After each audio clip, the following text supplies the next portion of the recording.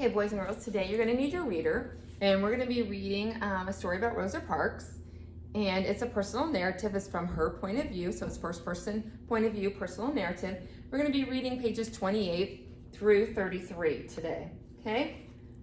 So you're going to need your reader. You're also going to need your workbook, and you're going to need your workbook turned to page 93, 8.1. So get both of those now.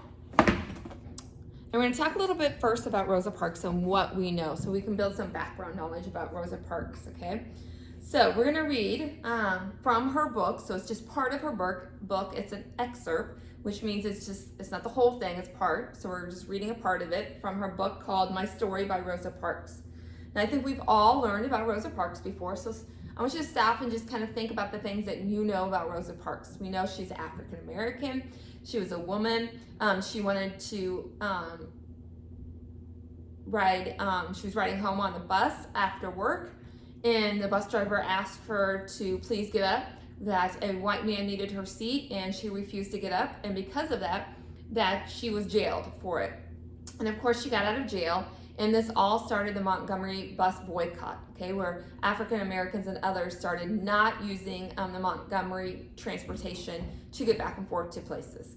So those are some of the things we might already know about Rosa Parks. Now, we're going to hear it from her perspective about what happened, okay? But first we're going to get a little background knowledge about Rosa Parks and her growing up. An introduction to Rosa Parks, My Story, Step by Step. So make sure you have your reader and that you're on page 28 and you're ready to listen and follow along. And I'll be pausing every once in a while so that I can ask you and discuss some things about your reading so that we make sure that you're understanding what you're reading. So here we go. Introduction to Rosa Parks, My Story, and Step by Step. In 1954, in the case of Brown versus Board of Education, the United States Supreme Court ruled that the Constitution does not permit laws requiring the separation of African Americans from whites. Before then, however, such laws were very common, especially in the South, where African Americans often had to use separate bathrooms, ride in separate train cars, and attend separate schools. This forced separation of the races was known as segregation. In theory, the separate African American facilities were supposed to be equal to those provided to whites, but this was hardly ever so. In the case of education, the results of segregation were especially harsh. Many state governments provided no support to African American schools, leading to many African American children receiving very poor educations. The next two personal narratives are by African Americans who grew up during the era of segregation. Rosa Parks's memoir, Rosa Parks, My Story, written with Jim Haskins, describes her childhood in rural Alabama, where African American children attended a rundown one-room schoolhouse, while the whites in the area went to a very modern school that Alabama paid for. Parks also writes about her efforts to fight segregation, including a very famous act of protest on a public bus. Bertie Bowman, the author of Step by Step, also grew up in the South during segregation. At the age of 13, he moved to Washington, D.C., and despite widespread prejudice against African Americans, he achieved great success as a business owner and working for the United States Senate. Okay, so that's a little bit of background knowledge. Now we need to know what segregation is before we continue. Now segregation is the separation of races, okay? So when Rosa Parks, when this whole thing went on with her, the bus driver telling her she needed to move seats because she was African American and a white man wanted the seat. That was because of segregation, okay? African Americans were supposed to ride in the back of the bus, and if a white person needed a seat, they were to get up and let them have that seat. So there was this segregation. It was supposed to be equal, okay, but it was not equal by any means, okay? So we know that African Americans attended separate schools. They had to use separate bathrooms, separate drinking fountains. If they went to a restaurant, they weren't allowed to sit with whites. There's a whole gamut of rules called Jim Crow laws, okay? So we're going to learn the perspective of Rosa Parks and how she felt about segregation.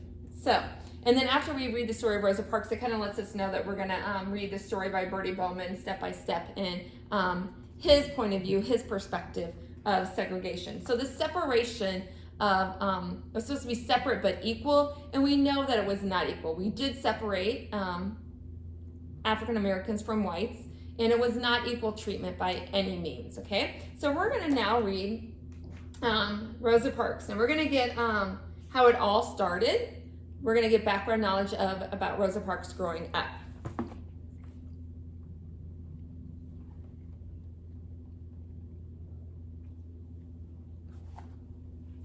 Let me get it here.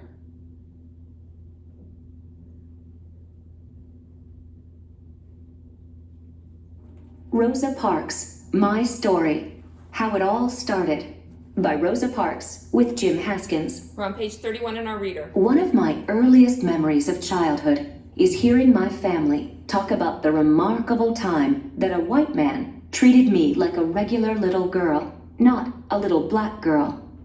It was right after World War I, around 1919. I was 5 or 6 years old. Moses Hudson, the owner of the plantation next to our land in Pine Level, Alabama. Okay, so a plantation is a large farm owned by someone else and you help work it. So we know in the South there are large plantations that African Americans used to work for the whites, and they would help bring in those crops, okay?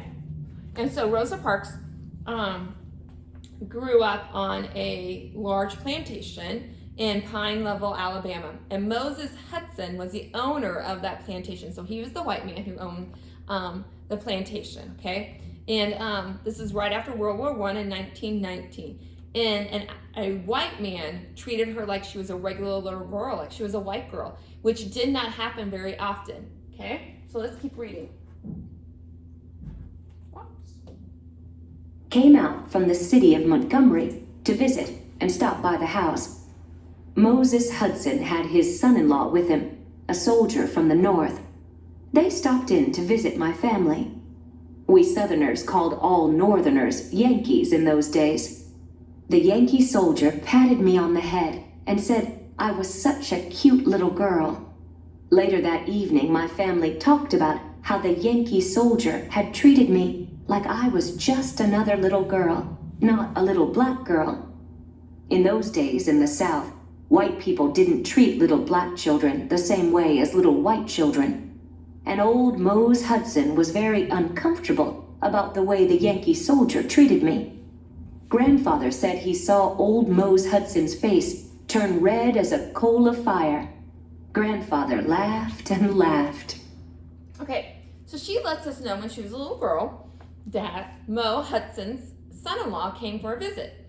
And he pats little Rosa Parks on the head and says how she's a cute little girl. Now, whites would not pat little African-American girls on the head and say how cute they were in the South. Now, they keep referring to Mo's son-in-law as a Yankee. Anybody who lived up north in the United States was called a Yankee to someone in the South because of the Civil War. So the soldiers in the North who were fighting against slavery were called Yankees, okay? And so his son-in-law was not from the South, so he didn't know proper etiquette. He didn't know how he was supposed to be treating African Americans different than white girls. So really he did nothing wrong, okay?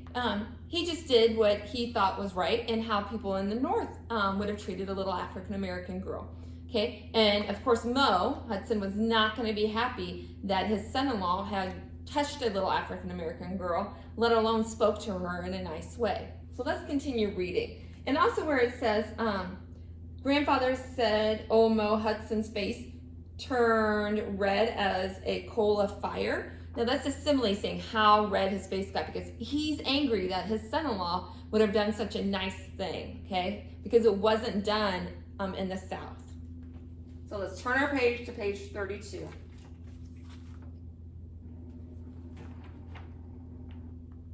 Oh, is it gonna go?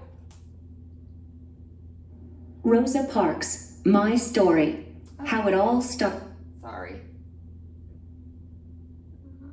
Introduction. Oh, sorry, boys and girls. It stopped and it didn't stop at the right place. I have to figure out where we were. So Introduction to Rosa Parks' My Not what I Story want. Sorry. and Step by Step. Don't want introduction. I want Rosa Parks. There we go. I'm going to move it forward some. Rosa Parks' My Story, How It All Started, by Rosa Parks with Jim Haskins. Oh, One of my earliest memories of sorry. Need to scroll down. Oh, well, we scroll down there, so I have to do it here. Okay, so now we're going to go to page 32. Not just another little girl.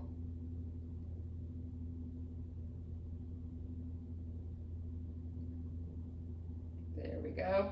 Rosa Parks' My Story, Not Just Another Little Girl, by Rosa Parks with Jim Haskins. I was about 6 when I started school. Sylvester started a year later, when he was around 5. We went to the one-teacher black school in Pine Level, in a little frame schoolhouse that was just a short distance from where we lived. It was near our church, the Mount Zion AME Church, right in the churchyard. In many places, the church was used as the school, but in Pine Level, we had a separate schoolhouse on the church grounds. We had 1st grade to 6th grade, and there were about 50 to 60 children in one room. We sat in separate rows by age, and at certain times, the larger students would go up to read or recite, and then at other times, it was the smaller ones' turn. My first teacher was Miss Sally Hill, and she was very nice. I remember she was a light brown-skinned lady, and she had really large eyes. When the children would tease me or say something to me about how small I was, I would start crying, and I would go up and sit with her, and sometimes she would call me up and talk with me. I was already reading when I started school. My mother taught me at home. She was really my first teacher. I don't remember when I first started reading, but I must have been 3 or 4. I was very fond of books, and I liked to read, and I liked to count. I thought it was something great to be able to take a book and sit down and read, or what I thought was reading. Any books I found where I couldn't read the words, I made up a story about it and talked about the pictures. At school, I liked fairy tales and Mother Goose rhymes. I remember trying to find Little Red Riding Hood because someone had said it was a nice book to read. No matter what Miss Hill gave me to read, I would sit down and read the whole book, not just a page or two. And then I would tell her, "I finished this book." Then I started learning to write, making my letters. I had Miss Hill for only a year. After that, Mrs. Beulah McMillan was our teacher. We called her Miss Beulah. She had been a teacher for a long time and had taught my mother when she was a girl. My mother had a picture of this same little school with the students in front of the schoolhouse on the steps, in rows on the steps and down on the ground. The shorter ones and the boys were on their knees on the ground. My mother never wanted me to show it to anybody because it was a real battered-up old picture. But I liked it. I used to take my magnifying glass and look at the faces, which were very small. I liked Miss Beulah, and I liked school. We had fun there. At recess, the girls would play what we called ring games, like Little Sally Walker sitting in the saucer, Rise, Sally, rise, and Ring Around the Roses. The boys would play ball. I don't think the girls played much ball at school. We used to play at home a little bit. My mother would buy us a ball, and we'd have to be very careful, because pretty soon a rubber ball would be lost. It didn't last too long. We called what we played baseball. I wasn't too active in it, because if I tried to be active, I'd fall down and get hurt. I wasn't very good when it came to running sports. Okay, we're going to stop right there, boys and girls. We're going to talk about what we read in this part on page 32 and 33, Not Just Another Little Girl. So let's talk about what we read and discuss it.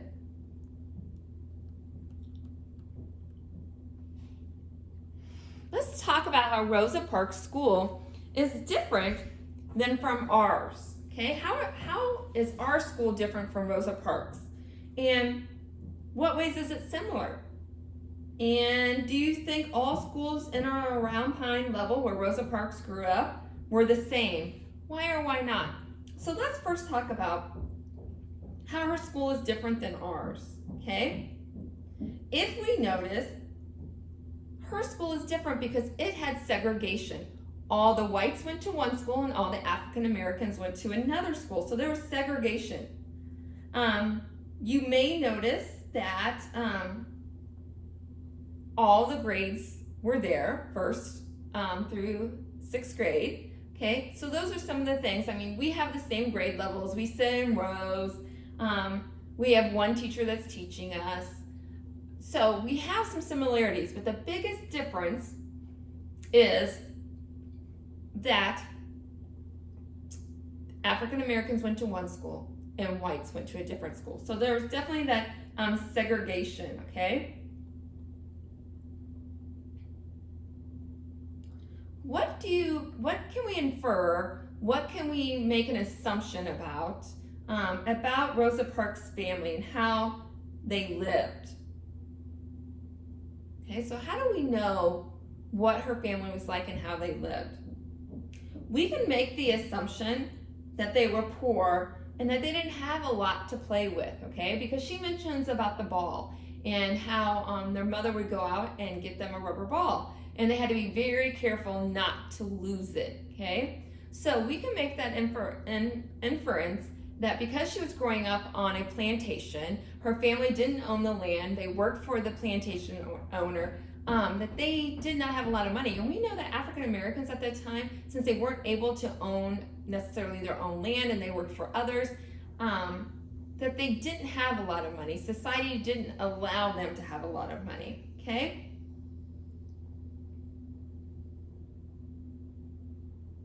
Now, Rosa Parks said, "For half my life, there were laws and customs in the South that kept African Americans segregated from Caucasians. Caucasians are whites, and allowed white people to treat black people without any respect. I never thought this was fair." Okay?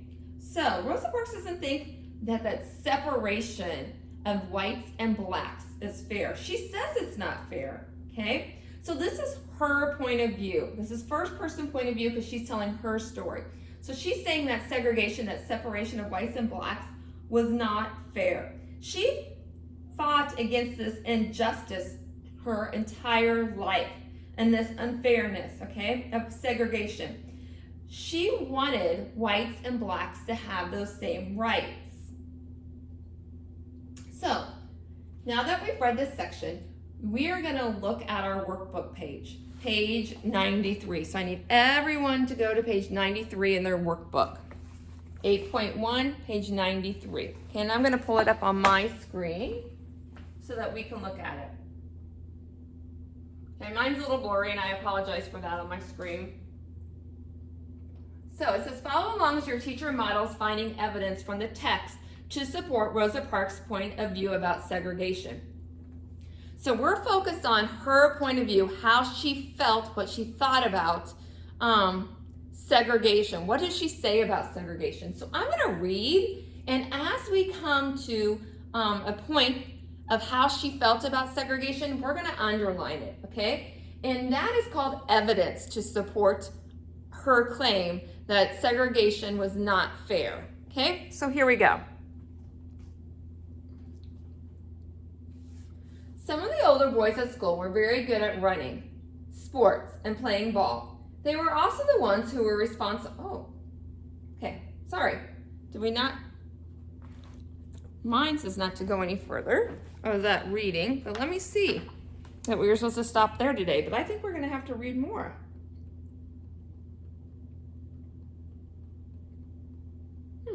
That's okay. I'm gonna read this, and as we're doing it, I will stop. Okay, so I'll read it aloud. And once we find it, then this is what's going to be on page 33 through, I think, 35. So I'm going to read that part aloud. And when we come to a part where she talks about segregation and how she feels, we're going to underline that. Okay, boys and girls? Some of the older boys at school were very good at running sports and playing ball. They were also the ones who were responsible for wood at the school. The larger boys would go out and cut the wood and bring it in. Sometimes a parent would load a wagon up with some wood and bring it to the school, and the boys would unload the wagon and bring the wood inside. They didn't have to do this at the white school, okay? So right now we already know that this is something that they did not have to do at the white school. So I'm going to take it and I'm going to highlight it. Now I want you guys to underline it, okay? Ooh, if I do that, it marks it completely out. So I'm going to underline it with my finger with yellow. It should highlight it, but it's not. That's okay. So we have that. The town or country took care of heating at the white school, okay? So she's letting us know that the town and the country took care of heating at the white school. I remember that when I was very young, they built a new school for the white children, not very far from where we lived, and of course we had to pass it by. It was a nice brick building, and it still stands there today. I found out later that it was built with public money. So public money means like taxes paid for it, okay? Including taxes paid by both whites and blacks. Black people had to build and heat their own schools without the help of the town or the country or state. So she's letting us know right now that the black people had to do this all on their own and that the white people did not. Okay, so we're going to underline that.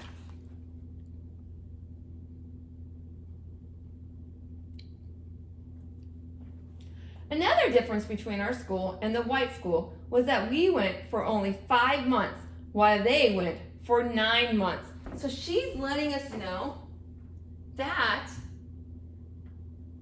they didn't have to go to school as long. Now, we're probably all thinking, oh, that was great. You didn't have to go to school as long, but you didn't get as much of an education. So they were being deprived of their education. So we're going to underline this, okay? Many of the black children were needed by their families to plow and plant in the spring and harvest in the fall.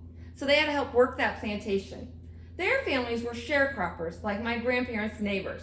Sharecroppers worked land owned by plantation owners, and they got to keep a portion of the crop they grew. The rest they had to give to the owner of the plantation. So they needed the children to help. At the time I started school, we went only from late fall to early spring. So she's letting us know when she went to school, okay, from late fall to early spring.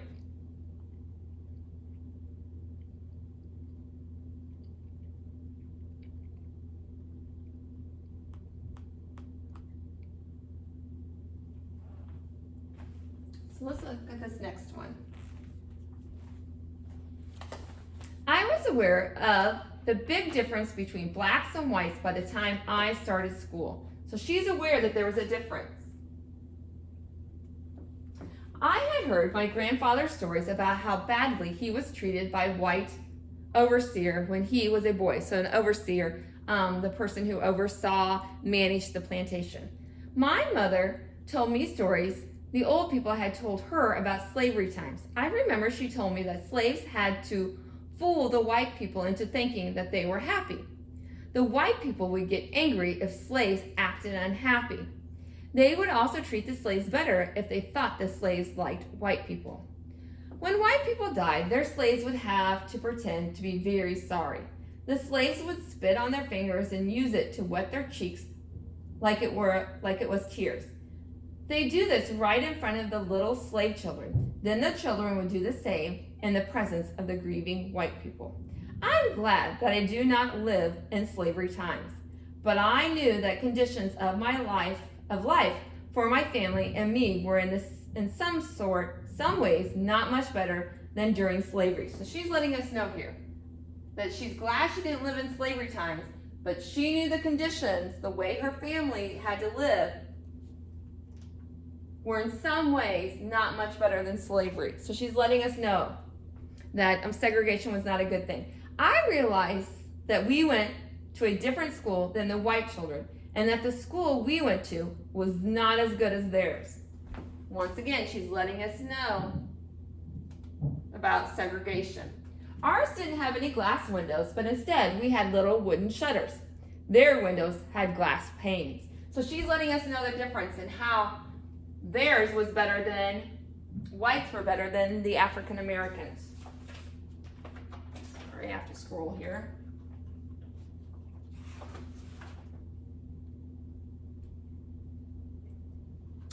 Some of the white children rode a bus to school.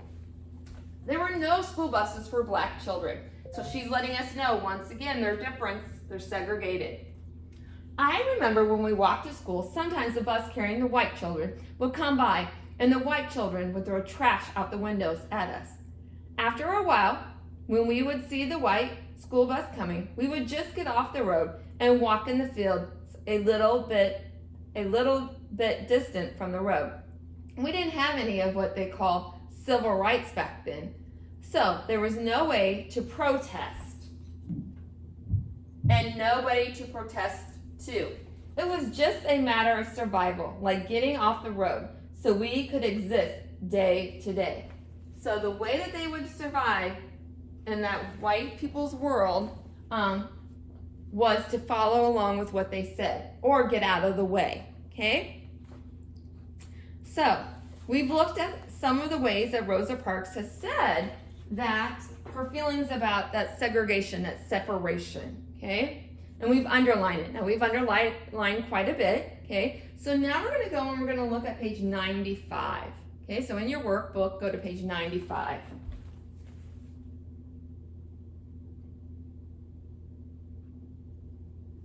Now on this page, we're gonna use this evidence of injustice of segregation. So we're going to go back and we're going to look and we're going to use the actual quotes from the book that we read to talk about this injustice of segregation and how she felt, okay?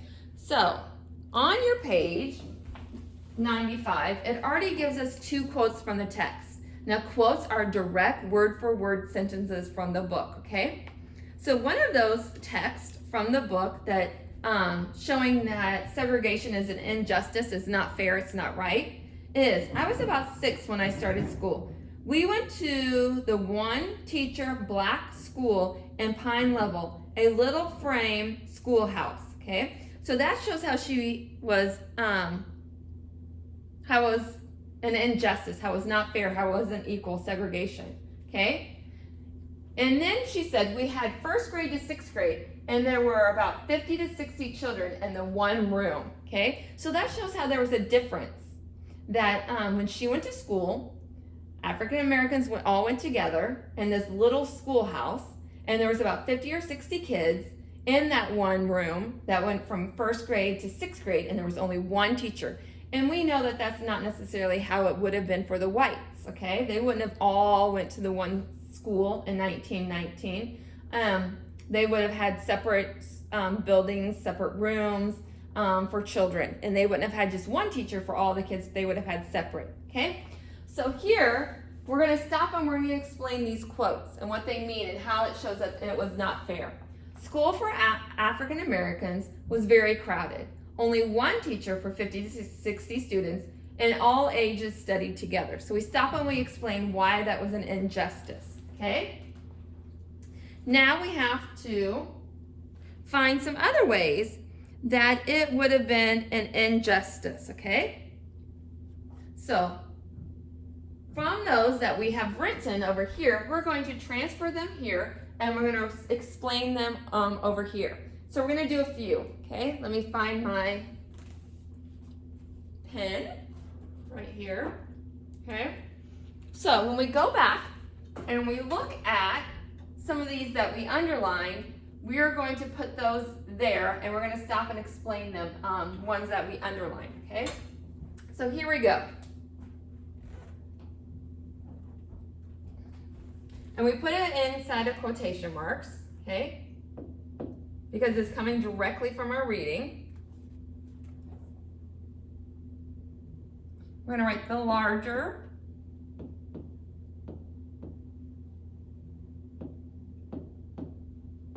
boys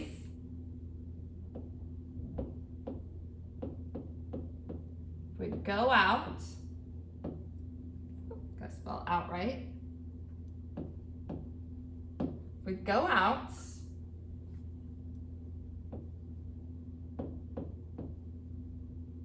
and cut wood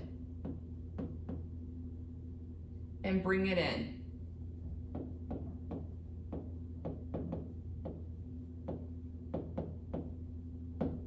Now we're going to put it in quotation marks and we're going to tell what page we found that on, page 33.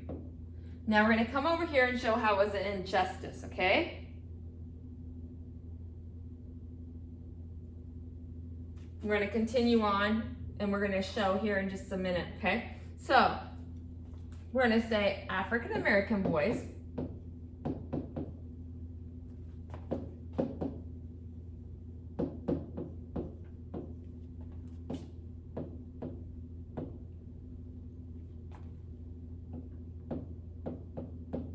had to chop and carry in wood to heat the school. Okay, so that stops and explains that quote. Now, it also says here, okay,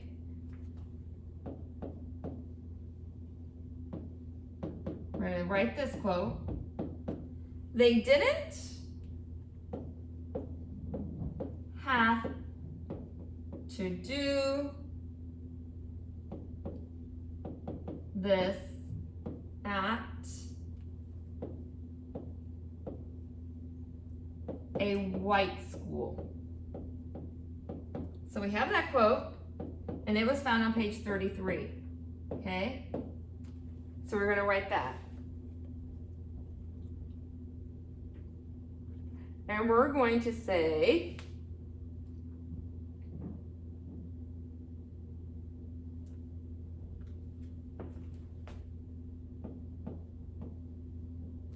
the government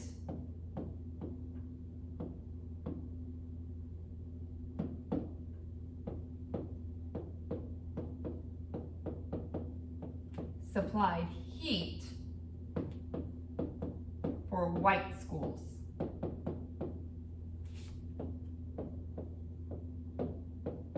So she's showing there how segregation was not fair. Okay?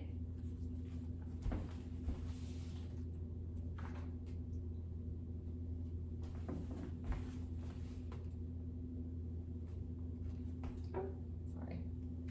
So, we can keep going. I'm going to get a blank sheet. Okay? And put it right here. And we're going to keep going a little bit more with Rosa Parks' quotes and the evidence. Okay?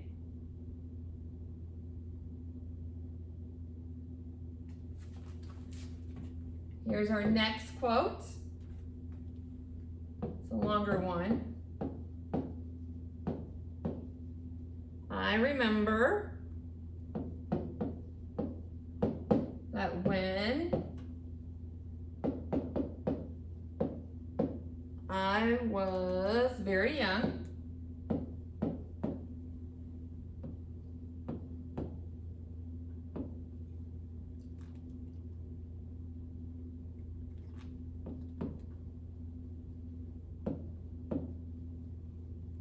they built a new school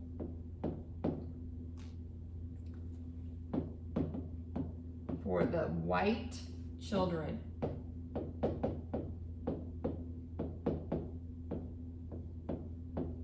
Now I'm not finishing this quote, I'm going to go dot, dot, dot. Shows that there was more, okay?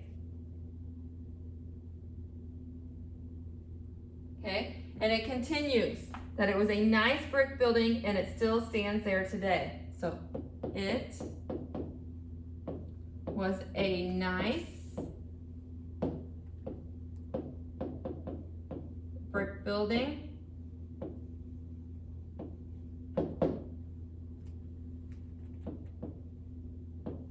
and it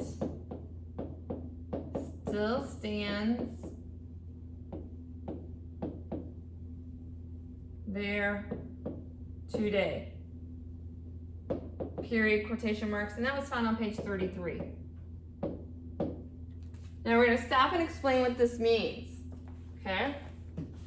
So the government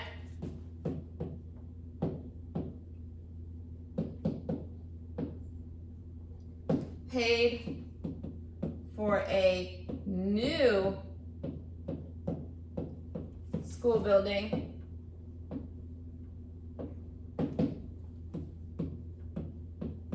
for the whites, but not for the African Americans.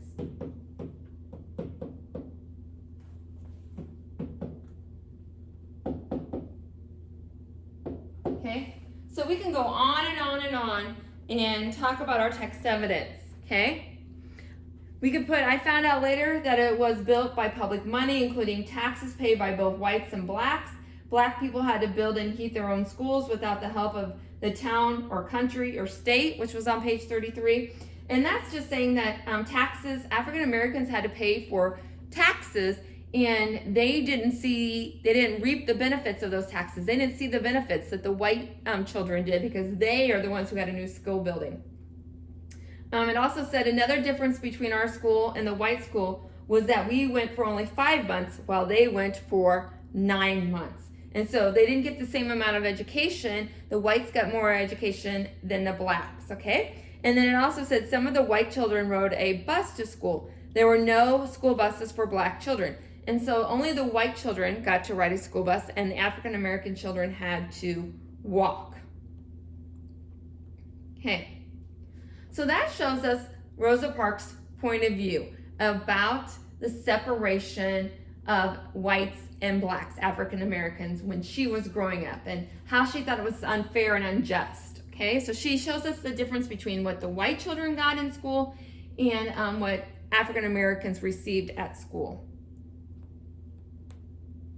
So now we are going to go to the next page. So turn your page, and we're gonna write today. That's the next step we're gonna do, is writing. So it's choose a topic from one of the prompts below. So you're gonna choose one of them, okay? You have 1, 2, 3, or 4. So you're only gonna choose one. The first topic is, what's the best place you have ever visited and why? Write to convince a friend to go there. Make sure to bring evidence from your visit to support your point of view about the place. So you're going to write about a place that you visited, why it's the best place you've ever visited, and make sure you support your point of view. Okay? Make sure you support it. Tell why. What's the worst place you have ever visited and why? Write to convince a friend to go, not to go there. Make sure to bring evidence from your visit to support your point of view. So now you're gonna, if you don't choose number 1, but you choose number 2, you're gonna say what the worst place is to visit and why you should not visit that place. So you're gonna support it with some evidence. Or you can choose number 3. What's the best gift you have ever given and why? So a gift you have given, why it was such a great gift, okay?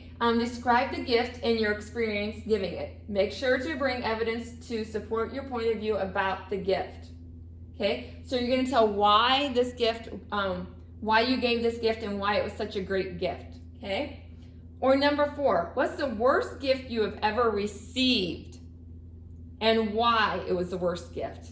Describe the gift and your experience receiving it. Make sure to bring evidence to support your point of view about the gift. Okay, now I'm going to show you about the best place ever visited. Okay, that's the one I'm going to choose. So circle whichever one you're going to do. I'm going to do number 1. Okay, and I'm going to show you what to do. So here's my topic: the best place to visit. Okay, that's my topic, the best place to visit. You're going to put your topic, whether you chose topic 1, topic 2, topic 3, or topic 4. Okay, and write that. Now I have to have my evidence supported by personal experience. Okay, now my best place to visit is Washington, D.C., but more importantly, Mount Vernon in Washington, D.C., where President Washington lived. Okay, So the best place to visit for me is Mount Vernon in Washington, D.C. I went there several times and I just love it, okay? So my evidence is the view, okay? It has this beautiful view of the river, okay? And I just love standing out there and looking at that river, okay? So my personal experience is looking at the water and the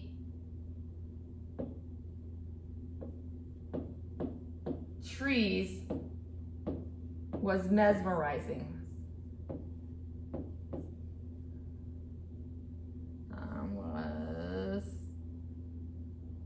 Was complete solitude.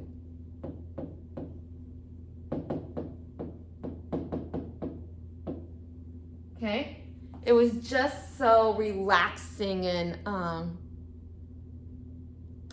magnificent to look at. I can't even explain because there's nothing. There's just Mount Vernon there, and when you look across, nothing else is built up. There's just trees. There's just the water.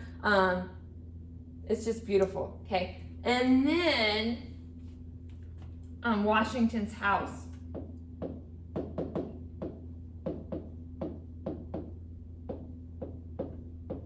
Okay? So I get to go through Washington's house. It is exactly like it was when Washington lived there, okay? So I was just amazed that I could be standing in the same place as George Washington.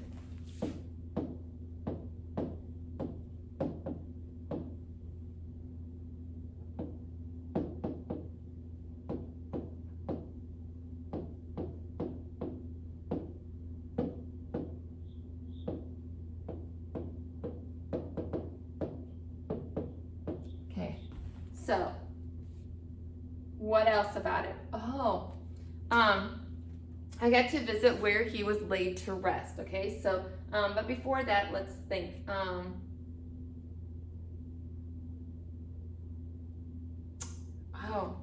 Washington's house. So, his, the stories told.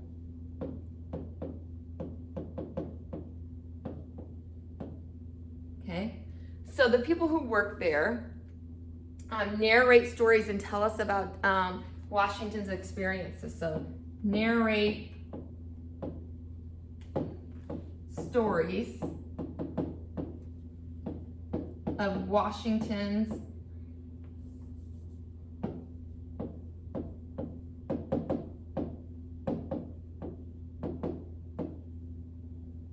life. So I got to hear stories about Washington's life and like what it was like for him to live in Mount Vernon at the house, okay? And my final thing is his grave,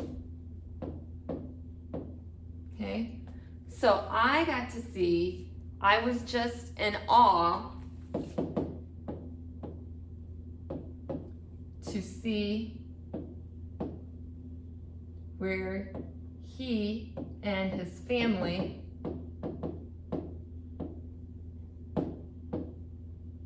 are laid to rest. I'm not doing this place justice by any means. It is a once-in-a-lifetime experience, and I got to experience it several times, okay? So this is my graphic organizer, okay? This is my evidence, and then I stop and explain my personal experience. Now I'm gonna write.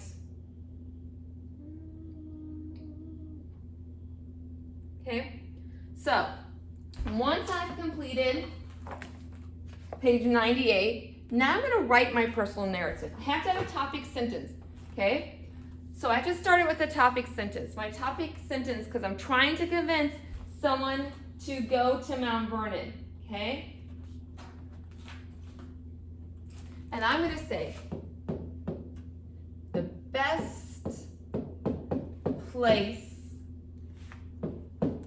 to visit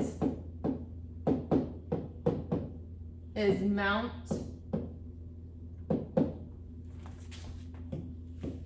Vernon I'm going to put a comma, George Washington's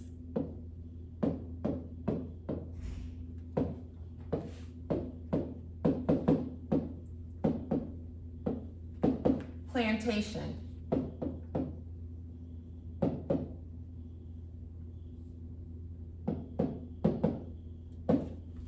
Okay, so there's my topic sentence. I know that the reader is reading about the best place to visit, and in my opinion, that's Mount Vernon. If you ever get a chance to go to Washington,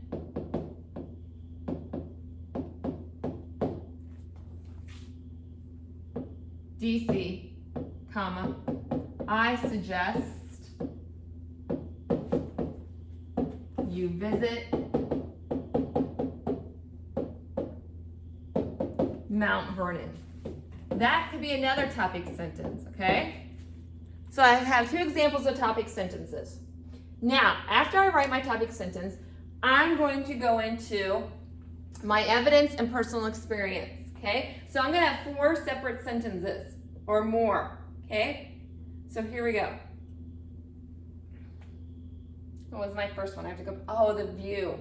Oh, I just can't believe the view, okay? While standing on the back porch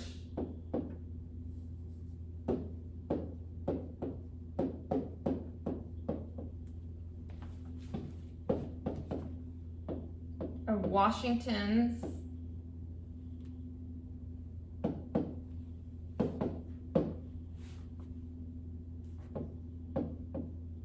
house, you will look at a beautiful view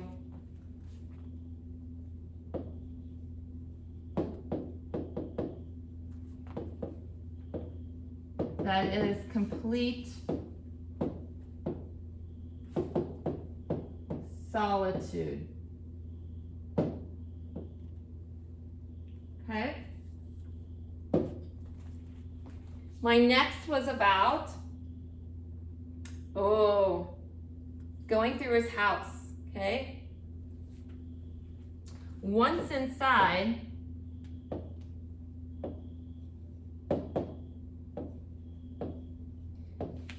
you will experience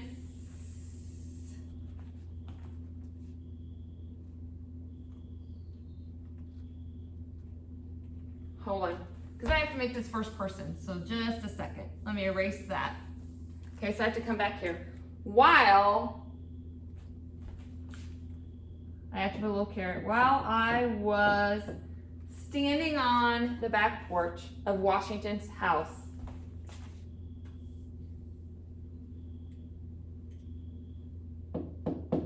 I looked at a beautiful view that is complete solitude. A beautiful view. See, sorry, I have to erase. You'll do this too when you're writing. A beautiful view of the river and tree line that is absolute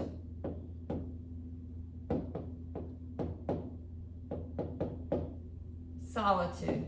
Okay, now remember, you're writing your own, this is just mine, and I'm just giving you an example.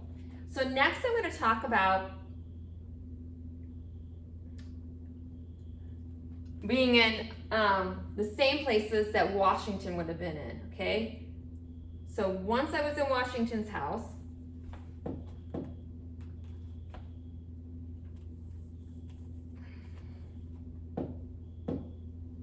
while taking the tour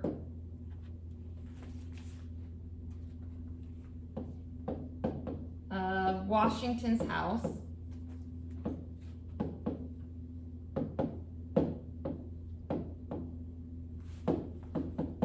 I was completely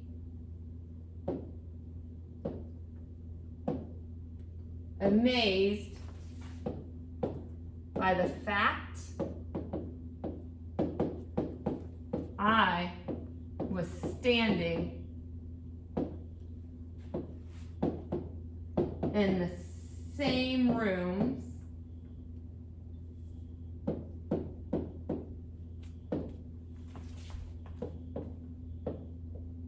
that our first president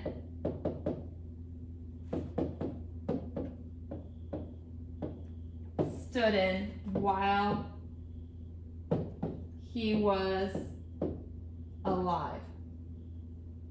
Okay, now I'm going to keep on going with my next 2 points in writing sentences.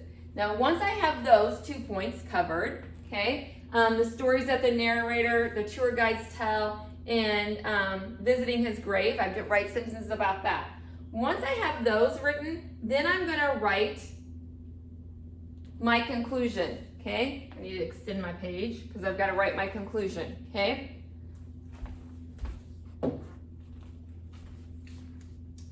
Visiting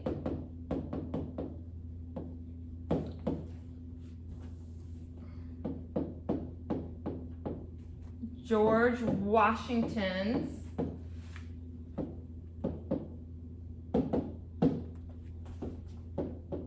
home in Mount Vernon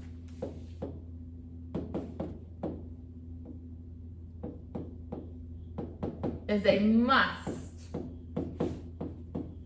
for every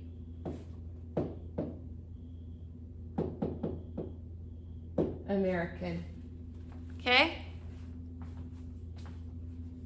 Visiting George Washington's home in Mount Vernon is a must for everyone. Sorry. And one that I'm glad I have done 7 times. Period. So I have my topic sentence, what my topic is about. Then I have my sentences that are my evidence and my personal experience while I was there. Okay, what I liked about it, what I didn't like about it. But of course I'm saying that you should go there, so of course I'm only going to talk about the things that I liked. And then I have my closing sentence, okay, my conclusion. So the best place to visit is Mount Vernon, George Washington's plantation. If you ever get a chance to go to Washington, D.C., I suggest you visit Mount Vernon. While I was standing on the back porch of Washington's house, I looked at a beautiful view of the river and tree line that is absolute solitude. While taking the tour of Washington's house, I was completely amazed by the fact I was standing in the same rooms that our first president stood in while he was alive. Then I would have had my other 2 pieces of evidence. Here's my conclusion. Visiting Washington's home in Mount Vernon is a must for every American, and one that I am glad I have done 7 times. So you're going to complete those pages on your writing also. So pick your topic from page 97, complete your graphic organizer, and from your graphic organizer, you're going to now write your personal narrative. Good luck, boys and girls, and I can't wait to read your personal narrative.